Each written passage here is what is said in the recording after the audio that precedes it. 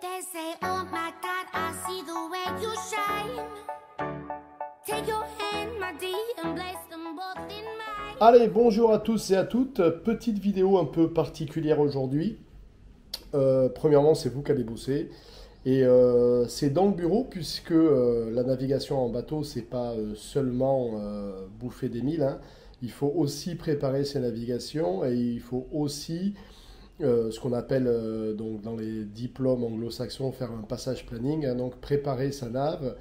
Et là, en l'occurrence, on va faire un exercice parce que je pense qu'il y a beaucoup de choses que je pourrais vous transmettre comme ça, mais il est beaucoup mieux et il va être beaucoup plus utile si vous y réfléchissez et que vous fassiez la gymnastique vous-même. Et au final, moi, je vous dirai comment je le fais et comment je le planifie de mon côté dans la prochaine vidéo. Ça vous fait un exercice concret. Donc là, on perd faire une navigation qui est grande puisque on va naviguer depuis donc la Thaïlande, hein. Donc on va partir de Phuket, on va descendre le long de la côte de la Malaisie, arriver le long de la côte de la Malaisie, on va passer ici Singapour, de Singapour on va remonter sur les îles qui sont au large ici, on va re-rentrer ici le long de la côte et on va remonter pour venir ici donc aux Philippines. Alors, pourquoi j'ai déterminé premièrement une route là en haut et pas en dessous par ici? Tout simplement parce que c'est une navigation qui va se faire au mois de mai et juin. Donc ça, ce sont les pilot charts du mois de mai et du mois de juin. Je vous encourage à ceux qui ont les vidéos techniques et ont sûrement l'accès au site internet, donc je les ai partagés sur des liens Google Drive. Enfin, sinon, faites une copie d'écran. Et donc, ce qu'on peut voir là, c'est que donc la descente ici, donc Phuket étant ici, hein, la descente ici le long, bon, on risque d'avoir du travers. Donc ça va faire ça là, ça va nous faire du près hein, au final. Donc ça va descendre là le long des côtes. Je vous passe les courants. Je peux vous faire vite fait les courants si vous voulez. En descendant le long, ici on va être pas mal vent debout. Donc ça va être une partie qui va pas être très sympathique. Et puis après, à partir du moment où on va passer ici, on se rend compte qu'on a là des courants généraux qui poussent dans ce sens-là et on a du vent qui pousse. Donc, ça sera plus facile de remonter ici dans ce coin-là. Et puis là, vous voyez, ça pousse dans ce sens-là. Donc, ce ne sera pas du tout difficile de faire un bord qui redescend pour venir ici le long et remonter sur les îles des Philippines. Donc, ça, c'est la première chose. Voilà, donc les vents généraux qui vont arriver là on est au mois de mars quand je fais cette vidéo, j'ai déjà les vents généraux qui vont arriver dans plusieurs mois, donc ça me donne une idée de par où je vais passer. Il faudra bien entendu prendre des fichiers météo en temps et en heure. Là, si on regarde sur l'écran, donc hein, là on est sur Navionics, ça fait ça. Ce qui veut dire que il faut que je prépare ce voyage. Donc, où est-ce que je fais des clearances? Donc, mes entrées, mes sorties. Pourquoi je les fais là? Est-ce qu'elles sont nécessaires? Par exemple, je vois bien que si je pars de Phuket ici pour descendre sur la côte de la Malaisie, la frontière étant ici, hein, c'est ce trait noir, j'ai tout un tas de navigations donc jusqu'à Langkawi où je suis toujours dans les eaux thaïlandaises. Donc, à quel endroit je fais ma clearance de sortie?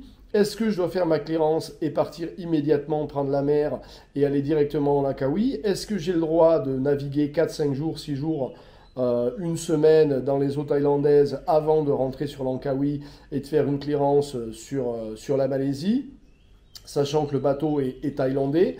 Alors là, il va falloir aller chercher des informations. Quelles sont les règles? Où est-ce que je peux faire mes clearances? Est-ce que je peux la faire, par exemple, à Krabi ou pas? Donc là, vous avez un excellent site qui s'appelle Noonsite. Hein, donc j'ai ouvert 3 pages. J'ai ouvert la Malaisie. Ici, j'ai ouvert les clearances en Indonésie. Et ici, j'ai ouvert les clearances en Thaïlande. Donc, sur lequel je vais aller chercher les informations. Donc là, je vais aller chercher les informations qui correspondent à ma navigation. Une fois que j'aurai fait ces informations-là, bon, je sais que je vais faire une clearance à Malaisie, je sais que donc je vais descendre le long. Et là, nous, on a pris l'option de ne pas s'arrêter à Singapour. Alors, je vous dis pourquoi. Singapour, il faut prendre un agent, les marinas sont obligatoires. Mouiller, c'est très compliqué. Donc, c'est un chenal qu'on va prendre matin tôt, 2 jours, puisqu'il y a énormément de bateaux dans le sens du courant. Et après, on va partir sur les îles qui sont au large ici. Donc, ces îles-là, je vous laisse chercher. Alors, elles appartiennent à quel pays? Est-ce que j'ai le droit d'y rentrer ou dois-je faire une clearance avant? Si je dois faire une clearance avant, où est-ce que je vais pouvoir faire la clearance avant pour entrer dans ces îles qui sont là? Puisque ça, ou ça appartient à la Malaisie, j'ai besoin de faire une clearance, ou ça appartient pas à la Malaisie, j'ai besoin de faire une clearance. Et si je fais une clearance en rentrant dans ces îles-là, comment je fais une clearance de sortie pour après retourner en Malaisie? Vous voyez le trait qui est là, ça c'est la Malaisie. Donc je vais re-rentrer sur la Malaisie ici pour aller in fine faire après une clearance de sortie en Malaisie pour aller ici donc sur les îles des Philippines. Donc ça veut dire est-ce que je clearine en Indonésie ou pas? Si je dois le faire, où est-ce que je le fais? Et comment je gère tout ça. Donc voilà. Donc là, j'aimerais que si vous le voulez bien, puis ceux qui ne veulent pas le faire, ben, ils n'ont pas à le faire, hein, vous regardez de votre côté, vous nous dites voilà, ok, mon plan c'est de faire ça. Le plan c'est de partir de Thaïlande au mois de juin, enfin au mois de mi-mai, de descendre, donc profiter un peu le long de la descente, faire quelques plongées sur quelques îles, rentrer en Malaisie, descendre la Malaisie tranquillement jusque avant le Singapour, attendre la bonne marée et les bonnes conditions météo pour traverser, remonter sur les îles qui se trouvent ici au large, et ensuite, donc ça permet de casser les naves, hein, au lieu de se taper une longue nave qui va admettons que le dernier point soit là, bon je la fais en ligne droite, qui va nous faire rentrer ici, qui fait, donc là on est, attention, elle n'est pas en miles, elle est en kilomètres. Donc ça fait 300 nautical. Donc est-ce que j'ai envie de me taper une nave de 300 miles, ou plutôt j'ai plutôt envie de me taper une nave bon, je la fais simple, hein, mais ici je divise par deux, vous voyez, hein, ça fait 300 km, donc ça fait 150 000. En passant le rond là, ça fait 200 000. 200 000, grosso modo, je l'ai fait en 2 fois. Enfin, si je fais 100 000 jours, ça fait 24 heures de nave. Donc je fais un petit bout de 24 heures ici, je fais un petit bout, là on a 100 et quelques mille. Et puis après de là, ou même d'ici, je pars directement là, si le vent le permet, et je me rapproche, et puis je viens gentiment rentrer quelque part là. Donc voilà, donc on a envie de faire ça plutôt que de faire une rentrée. Donc comment je planifie tout ça? Je vais mettre cette vidéo sur le groupe Facebook. Et donc sur le groupe Facebook, en dessous de la vidéo, je vous laisse commenter, ou là, même si vous voulez, sur le YouTube, mais sur YouTube c'est un peu plus compliqué. Et je vous laisse donner vos explications. Comment dirais-je, alors on va pas, je veux dire, l'idée c'est pas de prendre les bêtises ou les erreurs que vous allez faire, hein, c'est pas, je suis pas là en train on n'est pas là pour envoyer ça. L'idée c'est essayez vous de préparer ce passage planning là, je vais le lire, je vais essayer de lire ceux que font un peu tout le monde, etc.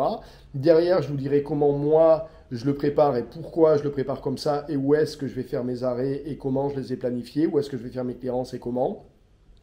Et ça vous permettra d'avoir un retour par rapport à ce que vous avez fait et ce que j'ai fait, et de dire ah ben tiens, Steph il a pensé à ça, moi je l'aurais fait plutôt comme ça, et puis peut-être que moi je vais lire des choses, je vais me dire ah tiens j'avais pas pensé, mais ça c'est pas bête non plus.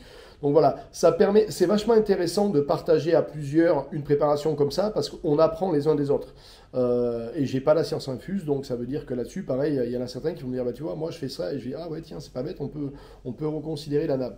Donc voilà, je vous encourage fortement à faire ça. Donc le site s'appelle noonsite.com, hein, vous l'avez marqué ici, Nooonsite.com.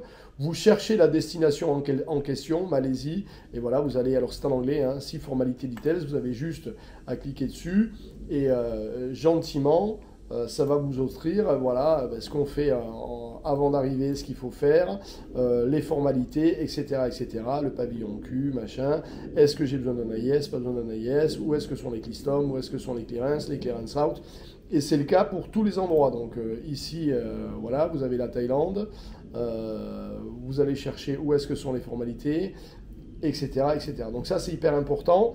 Vous avez Navionics. Ici, vous allez pouvoir regarder les points et zoomer et dire, tiens, qu'est-ce que c'est que ce coin-là? Comment ça s'appelle? Est-ce que là, il y a moyen de s'arrêter, de faire une clearance? À qui ça appartient? Et tous les détails. Et puis, on a déjà regardé les pilot charts qui nous donnent le vent généraux, qui nous disent, voilà, on passe par-dessus. Et aussi, faites-moi un point sur ce que vous pensez au niveau piraterie par rapport à vos lectures. Alors moi, je suis déjà passé 4 fois, donc 2 fois dans un sens, 2 fois dans l'autre, ce coin-là. Donc je le connais bien. Donc je vous dirai aussi, on fera un retour sur expérience entre ce qu'on lit et la réalité des faits, puisque je vous rappelle que moi j'avais ramené le gunboat de Chine, donc de Xiamen. Donc Xiamen, c'est ici, hein, quelque part en face de Taïwan. Xiamen, je ne sais pas où exactement, mais c'est là.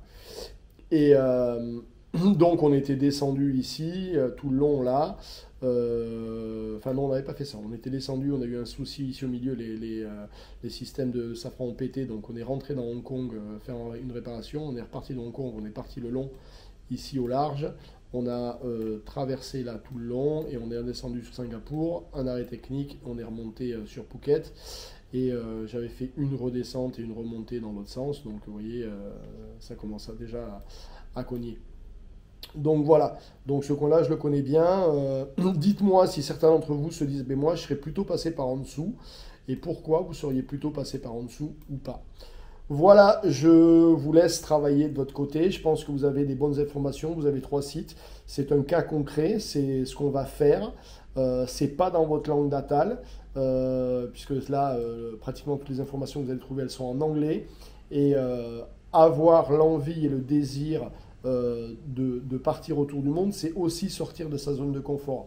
On n'apprend rien dans sa zone de confort. Je vous le dis de suite, si vous restez dans votre zone de confort et que vous utilisez uniquement Radio Ponton pour avoir des informations et appeler Paul pour savoir où est-ce qu'il a fait sa clearance et comment ça s'est passé et que ça, je dis pas qu'il faut pas le faire, mais je dis que si vous faites ça, vous avancez pas. Donc il faut absolument que vous alliez, à un moment donné, il faut apprendre à apprendre. Donc il faut passer le cap de se dire comment je prépare, où est-ce que je vais chercher les informations, quelles sont les informations qui sont correctes ou pas, et comment j'apprends par rapport à ça. Donc voilà. Je vous ferai aussi le point windy sur les courants qu'on va rencontrer dans le détroit de Malacca là, et pourquoi on va naviguer plutôt près des côtes, je vous dis déjà plutôt qu'au milieu du chenal. Alors près des côtes, c'est là où il y a les bateaux de pêcheurs, il faudrait mieux être dans le milieu du chenal, mais tu vas naviguer près des côtes. Ouais, vous allez voir que au niveau des courants, si tu tapes le milieu du chenal, tu as moins de pêcheurs, mais tu n'avances pas parce qu'il y a un courant de malade dans le chenal. Donc tout ça, c'est des choses qu'on prend en compte. Voilà, j'espère que vous allez être nombreux à faire l'effort, parce que ben moi, ça ne me gêne pas de donner, et je le fais, de vous partager les choses, mais encore une fois, je le répète, faire le travail de votre côté, voilà, je veux que vous appreniez et que vous soyez autonome. On ne donne pas un poisson à un mec tous les jours, on lui apprend à pêcher. Et moi, ce que je veux faire, c'est vous apprendre à pêcher ou vous rappeler comment vous avez pêché et comment vous savez pêcher. Quand vous saurez faire ça, vous serez vachement plus autonome et vachement plus confiant en vous.